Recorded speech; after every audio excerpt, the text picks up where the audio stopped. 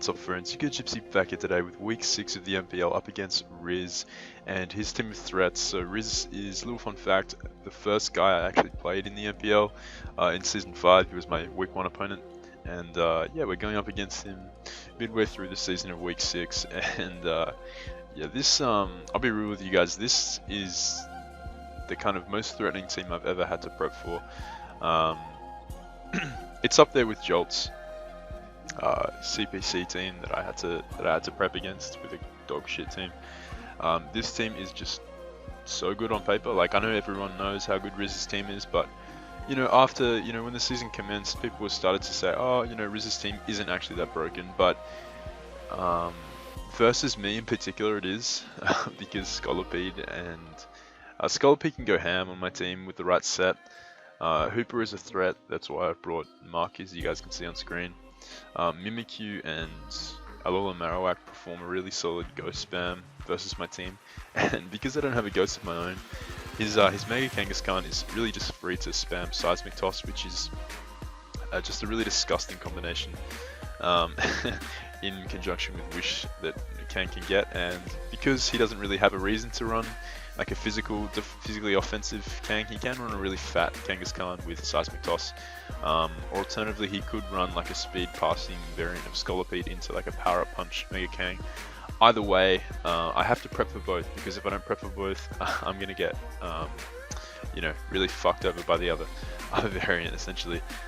Or I can, you know, hopefully pressure his Kang to the point where it can't, you know, set up, or it can't pass wishes, or all this sort of stuff. So yeah, his team, I'll just read it out. As you guys can see, he's got the mons on screen, but the stuff that he didn't bring today is Sylveon, Reuniclus, Tornadus Eye, Goodra, and Bisharp. So a really threatening team, a very offensive, like, and he actually has like just the right defensive mons to kind of check mine, to check my own offensive threats. So yeah, Riz, you know, whilst it's not the, you know, arguably the greatest of drafts, it is insanely threatening versus me, and it's probably my worst matchup in this season of the NPL, if I'm being honest. So with that, I'm going to give a quick rundown of the team that I've brought today. So first up, we have Red Card Toxapex, essentially here to phase out a potential boosted Scolipede, or even like a boosted Genghis Khan. So basically the thing with Scolipede is that like Scolipede can really just run like SD Earthquake, SD Groundium Z Earthquake, which OHKOs Toxapex if he gets an SD up. He can run like Poison Jab Earthquake, basically deals with my whole team. He doesn't really have a need to run Mega Horn. He could even run Rock Slide for Zapdos to hit Zapdos a bit harder than Poison Jab. But the fact remains, he does need Poison Jab to hit Zapdos or Rock Slide. And, you know, if I'm in a situation where Scolipede is a +2, I can always switch to Toxapex, let it tank the Poison Jab or the Rock Slide, and force it out.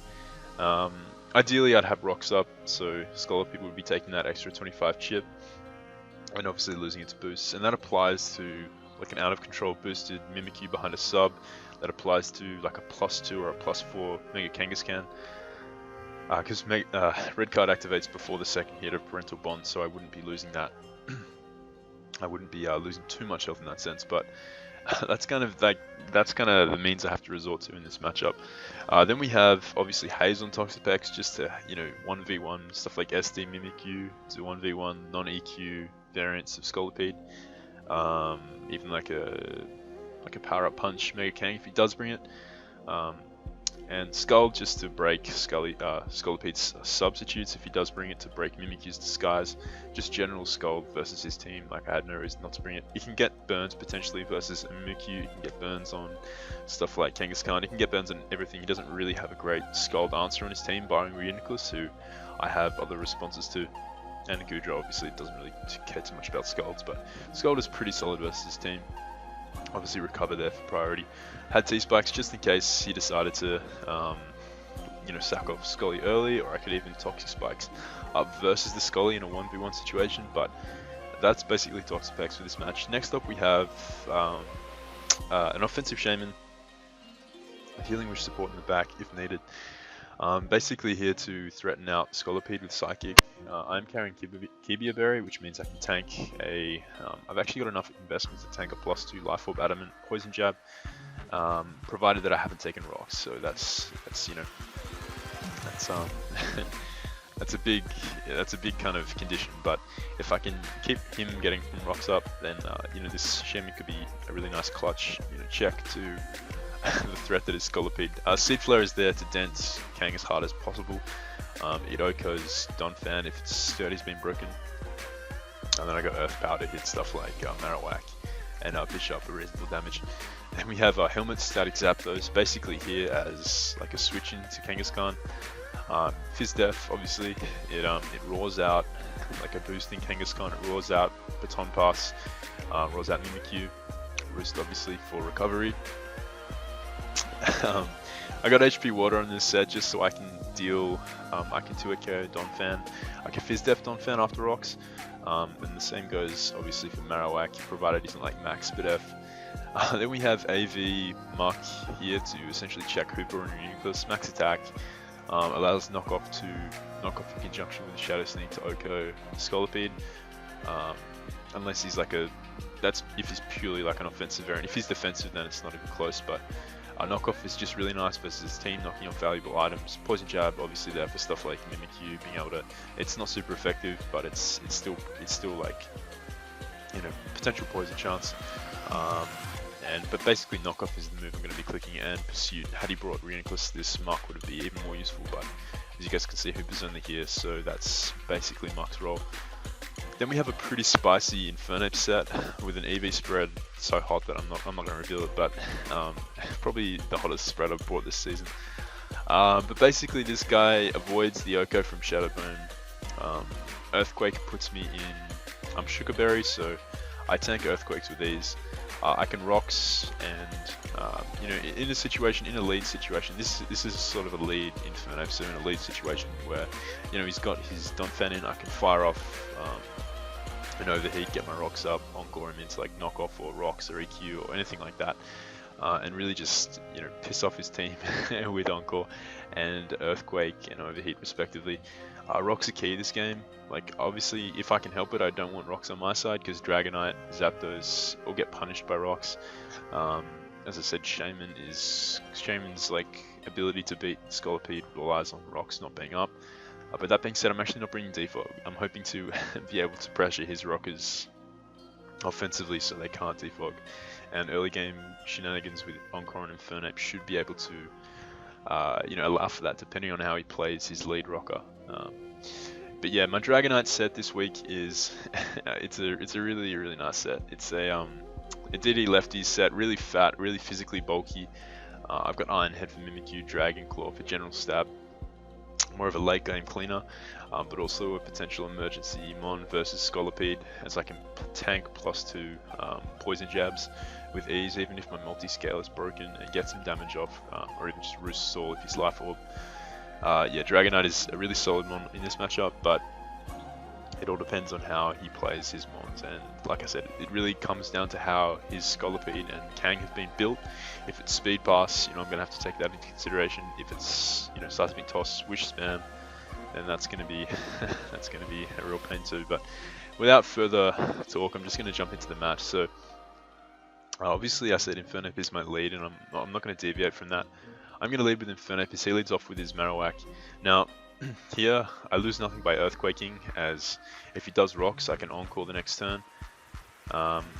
So I'm going to go for Earthquake here, as I know Shadowbone can't kill me. He actually reveals to be Sugar Berry. Now this means that his Shadowbone won't be full, like, he's obviously not Thick Club, which means it's significantly a weaker variant of Marowak. He actually goes for the knockoff here, as you guys can see, which knocks off my Sugar Berry, but does actually allow me to encore him the next turn, as he doesn't expect the encore. We get him locked into knockoff this turn, and now I can essentially just fire off my rocks here as his Donphan comes in. Now his Donphan could be a number of things. It could be an Assault Vest variant, which is pretty likely versus my team, or it could be like a FpsTom variant. I'm just going to go for the overheat here just to scout for damage. He's either forced to rapid spin and then get potentially encored, or he's going to go for the EQ here. Either way, I'm going to dish off tons of damage with the overheat and put his Donphan in a situation where he can't reliably come back in and tank hits from stuff like Dragonite, or even, you know, Zapdos. I do fire off the overheat, as it does 55, revealing that he's definitely especially defensive. spread because I am like a special attack boosting nature with max investment on my Infernape. So he goes for the knockoff. Now he made the knockoff play here, predicting either my Shaman or my Zapdos to come in, or even my my Dragonite, because from his perspective, me keeping Infernape around made a lot of sense. Like he, like I could keep Infernape around to deal with encoring a potential Genghis Khan if it's like the bulky variant. I might want to keep it around to Earthquake Marowak, to encore, or like an SD Mimikyu to take on Hooper. Like I could definitely understand him predicting me to switch out here, but it was in my best interest to pressure his rocker and his potential rocker or his potential spinner in this case. So I do go for the overheat there, as he does just knock off. Now this turn he's going to switch out, go into his Hooper, not wanting to risk dying to another overheat, but more likely not wanting to get encore locked, as he had clicked knockoff and had previously shown encore. So he switches out. I half wanted to double myself and I'll switch out or just fire off another overheat or EQ, just getting damage on the switch in. But risking, losing rocks there would have lost me tons of momentum if he had stayed in and just click rapid spin on my switch out. So I did really want to, force him to have to switch out there, and something to take chip and something to then Donphan to then come in and take 6% from rocks. So he's going to go into his Hooper. I have my switch in, and that is Muck. To which he actually goes for the knockoff here, knocking off my AV. So nice prep on Rizz's part, knowing that an Assault Vest Muck was likely to come to check Hooper. So right here, I have no reason not to click knockoff. Pursuit doesn't kill from here, even if he switches out, whereas knockoff Okos. Knockoff gets damage off anything that wants to come in. If he wants to come to his Donphan, it would die to knockoff plus Shadow Sneak. And he actually switches out into Marowak this turn, so Muck is going to be able to get the knockoff kill in conjunction with the poison damage. The reason this was unfortunate for Riz was, obviously I had Shadow Sneak, so I could have taken him out that turn anyway. The next turn had he elected to stay in. But the reason it sucks for him is potentially if Muck is in a situation where like a boosted Mimikyu is in with its disguise broken, I can Shadow Sneak for the kill, and he might not think I have it. But obviously I do have Shadow Sneak. Like it's pretty common on Muck, so it made a lot of sense. But it was unfortunate anyway, just in case he maybe thought I didn't have it. I'm not forced to reveal it in that sense. So now I'm going to go out to my Zapdos as he goes into his Genghis Khan. He's going to Mega up and fire up a Wish. Now this turn I stay in and I go for the Roar. Reason being, his Donphan was too specially invested to be able to die from an HP Water at this range of health. So had he gone into Donphan there to receive the Wish, Thunderbolt obviously he would have been immune to it. Hidden Power Water wouldn't have killed, and if he'd elected to stay in with Genghis Khan and get the boosts with Power Up Punch, Hidden Power Water would have been not the play, because he just would have received it all back in Wish health. And if he had decided to Seismic Toss, he would have, the same result would have been, but Zapdos would have been far lower health. I need to punish the Genghis Khan if it is going to Wish up like that, and Roaring there ensures that Genghis Khan comes in at a really low amount of health after taking all that Rocky Helmet chip. So we roar him out, he goes out into his Scolipede, which is perfect for us. He doesn't show the Black Sludge recovery, but he does get the Wish before I can actually see Black Sludge. So at this point I don't know what his Scolipede set is, but I do think it's in his interest to either switch out or press Roar or Protect here. But he actually goes for the Rock Slide, so had I been like Heat Wave, I would have killed this right now, but I'd shown everything except Hidden Power Water at this point, so he couldn't have known, but he did go for the Rock Slide here, making the aggressive play, staying in. I could have roosted this turn, predicting the attack, but Roar was my play just in case he wanted to go out into Donphan on a potential T-Bolt or a Heat Wave or something like that. He goes for Rock Slide. It does 38%, revealing that he's Life Orb, and I believe that was Jolly damage, because Adamant Life Orb max invested doesn't do 38, it does more. So he was either like an Adamant with like not max investment, or more than likely Jolly Life Orb to outspeed stuff like Infernape without having to run Protect. So in comes Donphan. Now this is an interesting turn. Like if I Roost here, his play is to either knock off or rapid spin. If I roost up here and he earthquakes, predicting my roost, then Zapdos is not looking too hot. Of course I live, but it's just, you know, Zapdos will be weakened. If I hidden power water here, if I hidden power water on his rapid spin, I'm going to put him in range to die to helmet, which means that he won't be able to spin. If I hidden power water and he knocks off, he dies, which ensures rock stay up, and that is really my aim. I do have healing wish Shaman in the back, so even if my Zapdos gets a little bit weakened, I can always healing wish it back up. Ideally, I'd like to keep my helmet, but Genghis Khan is at a range of health now where, you know, if my Dragonite comes in, I can get a DD up versus anything, and Oko with Dragon Claw from the range of health it's at. Shaman kills with Seed Flare, Infernape kills with Overheat, Muck kills with Poison Jab. So the only really thing that, like, I really fear is if somehow the Genghis Khan gets a wish up versus my Toxapex, and I can't force it out with the red card boost, like if he goes for Protect or something. So basically, my play here is to go for Hidden Power Water, as it does a decent amount, but it doesn't take him out because he's especially defensive. He actually goes for Gunk Shot here. Now he predicted my Shaman to come in, trying to capitalize on like a Stone Edge or something like that, aimed at my Zapdos, I guess, or he made the aggressive play because he was in the back and he needed to, you know, try and put himself back in the game. You know, had I switched out to Shaman there on a knockoff or a Stone Edge, I could have OK'd the next turn and he wouldn't have gained much by it. Obviously he didn't gain too much by it this turn, but you know, it could have worked out for him, hence the Gunk Shot play. So I can definitely understand why Riz made that play. It wasn't a bad play by any means. He was trying to get himself back in the game. So here, Ice Shard doesn't kill my Zapdos from this range of health, which means that I can just go for Hidden Power Ice once more. He doesn't actually have Ice Shard, or he didn't go for it. So that's pretty nice for Zapdos. I can come in on rocks if I need to.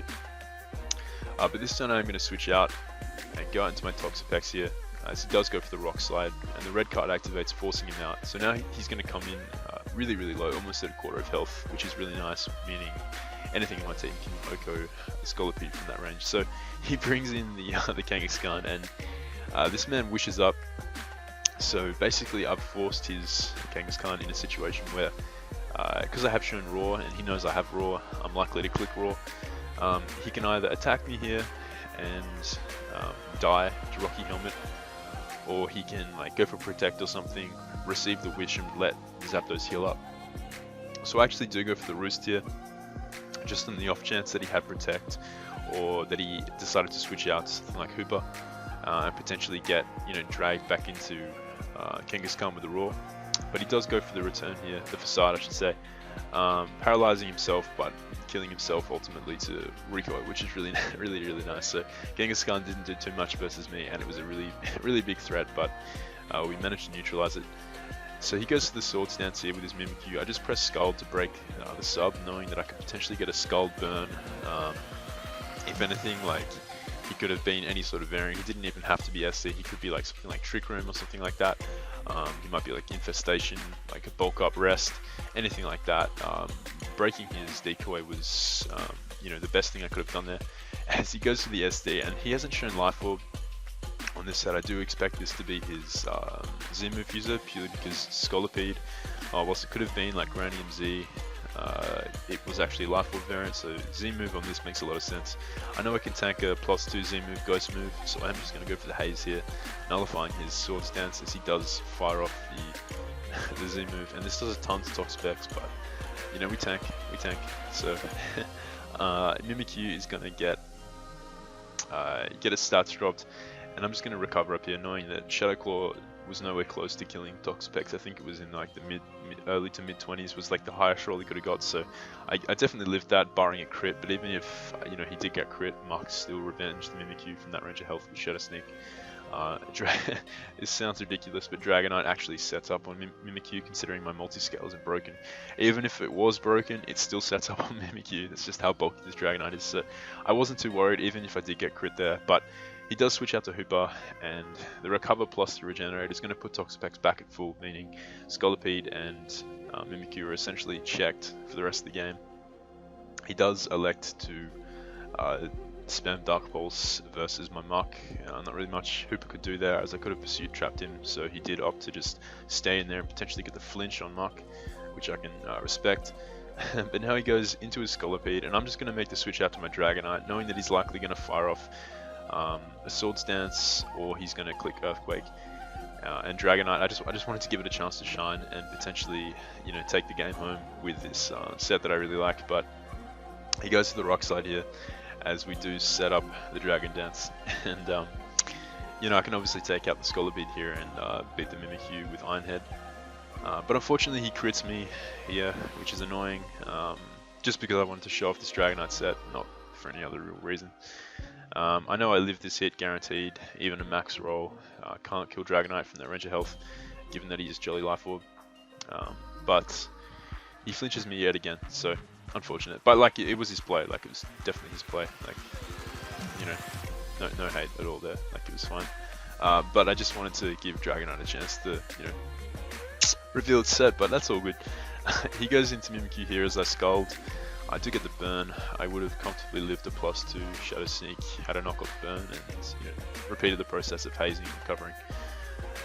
But he does get burnt there. I guess you could say that's justice for Scolipede flinching down Dragonite. But I did just want Muck to finish off. I wanted to reveal Shadow Sneak just to, you know, point out to Riz that the Toxic, the poison on Marowak earlier in the game was irrelevant in that sense, just in case like he felt, you know, he felt like it mattered. But that is the game against my boy Riz. Really good player. Very, like I said, crazy team to prep for. Definitely, you know, wouldn't be too sad if I don't have to prep for this in playoffs, because this team was just like a menace to prep for.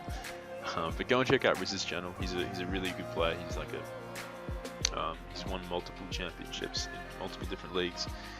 And you guys all know Riz. He's a really nice guy, and he's a really solid player. So go and check out the battle from his perspective. I'm sure it'll be going up soon. And yeah, let me know what you guys thought of the game and the team in the comments. You know, I'm always curious to hear feedback. And if you guys aren't subscribed to the channel and you'd like to see more Draft League content and Smogo content, there's plenty of that coming to the channel. Then yeah, click subscribe, and yeah, thanks guys. I'll catch you later.